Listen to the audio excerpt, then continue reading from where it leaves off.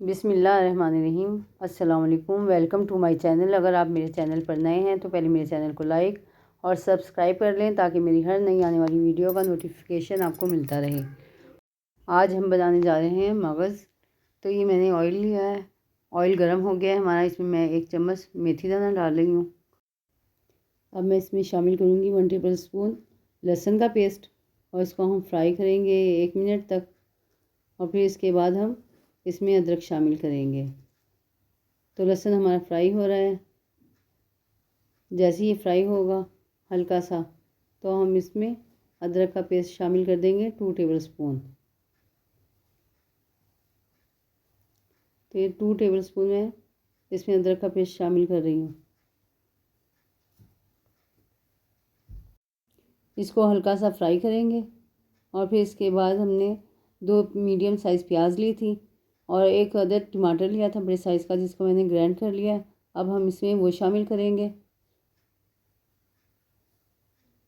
और इसको भूनेंगे 5 से 7 मिनट तक इसको भूनेंगे। फिर इसमें बाकी के हम मसाले ऐड करेंगे। तो 5 मिनट हो गए मसाला भूनते हुए। अब हम इसमें सूखे मसाले ऐड करेंगे। तो सबसे पहले मैं इसमें 1 टेबल स्पून लाल मिर्च का पाउडर शामिल करूँगी और इसके बाद हम इसमें शामिल करेंगे 1 टेबल स्पून धनिया पाउडर और इसको मिक्स करेंगे ताकि मसाला जल ना जाए हमारा। फिर हम इसमें हल्दी पाउडर शामिल करेंगे। अब हम इसमें ½ टी स्पून हल्दी शामिल करेंगे और इसको भूनेंगे 5 से 7 मिनट इसको भूनेंगे और थोड़ा थोड़ा पानी ऐड करते रहेंगे ताकि मसाला हमारा जले ना।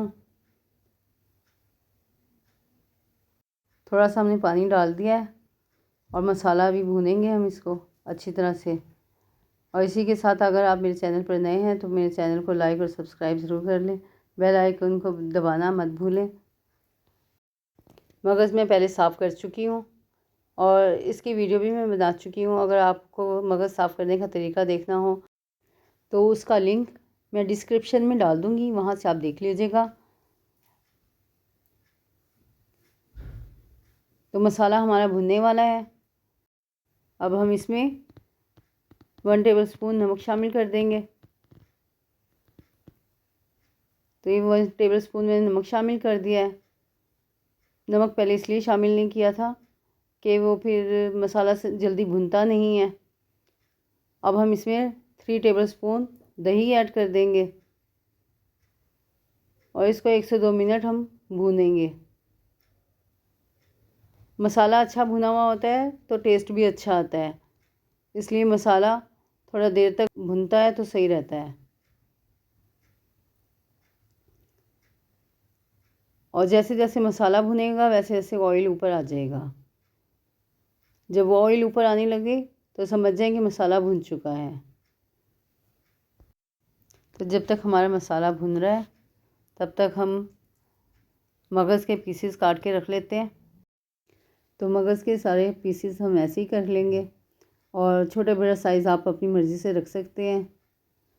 तो मगज़ जो मैंने साफ़ किया है इसकी मैं पहले वीडियो बना चुकी हूँ और उसका लिंक मैं डिस्क्रिप्शन में डाल दूँगी। अगर आप चाहते हैं कि आप मगज़ साफ़ करने का तरीका देखना चाहें तो वो वीडियो देख सकते हैं।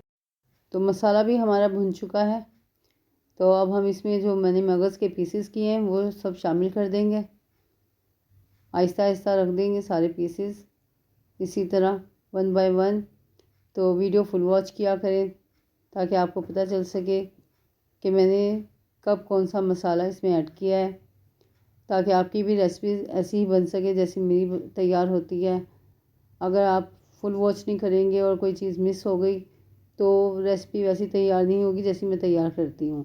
तो अब ये हम इसको ढक कर रख देंगे 15 मिनट के लिए तकरीबन, ताकि मगज़ हमारा अच्छी तरह से गल जाए। 15 मिनट हो चुके हैं और ये गल चुका है।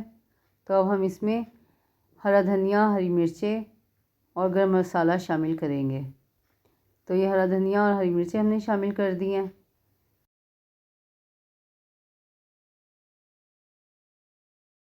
अब हम इसमें 1 टीस्पून गरम मसाला शामिल कर देंगे। तो ये हमने 1 टीस्पून गरम मसाला शामिल कर दिया है और अब हम इसे दम पे रख देंगे और फिर आपको डिश आउट करके दिखाते हैं।